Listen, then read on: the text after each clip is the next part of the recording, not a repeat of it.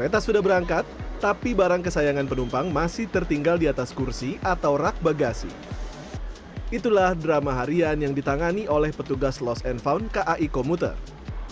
Di gudang penyimpanan Lost and Found stasiun, berbagai jenis barang penumpang menumpuk. Mulai dari barang kecil seperti tas jinjing, kotak makan, payung, hingga barang penting seperti helm dan obat-obatan. Sebelumnya sorotan terhadap layanan ini memuncak pada November tahun lalu. Sebuah botol minum atau tumbler yang tertinggal di KRL rute Tanah Abang menuju Rangkas Bitung menjadi viral setelah pemiliknya mengeluhkan proses pengambilan di media sosial.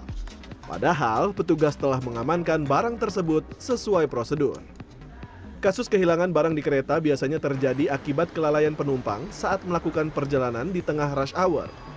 Padatnya situasi kereta dan stasiun seringkali membuat fokus penumpang terpecah hingga akhirnya kehilangan barang bawaan. Kebetulan sih belum pernah deh, jangan sampai pernah kehilangan sih.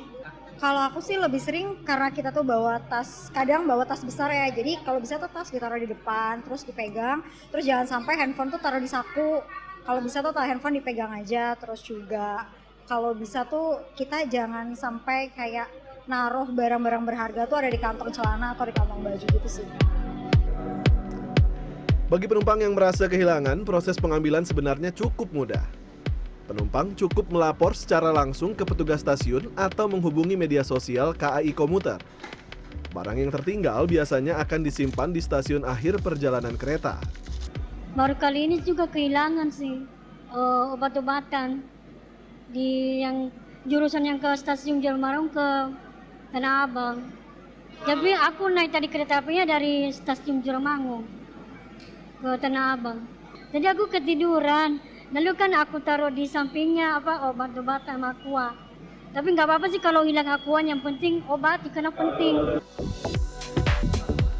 Manajer Humas KAI Komuter Indonesia Leza Arlan menyebut, barang yang tertinggal oleh penumpang akan disimpan di gudang penyimpanan stasiun akhir. Dan jika dalam kurun waktu tertentu barang tidak kunjung diambil, maka akan disumbangkan oleh KAI kepada yang membutuhkan melalui program CSR. Jadi kalau kita itu prosedur yang pertama setelah barang ini hilang, kita tadi ya saya sampaikan bahwa akan ada melakukan penelusuran. Apabila barangnya ada nanti kita akan simpan. Nah di situ karena sudah ada laporan, nanti petugas kami akan menghubungi si penumpang ini yang barangnya hilang. Dari situ nanti ada janjian lah, petugas itu akan petugas sama penumpang itu membuat janji kapan akan ketemu dan barang itu kapan akan diambil. Itu prosesnya selama 7 hari. Jadi kalau barang tidak ambil dalam proses 7 hari itu akan dipindahkan ke gudang pusat kami. Gudang pusatnya itu ada di stasiun Depok Baru.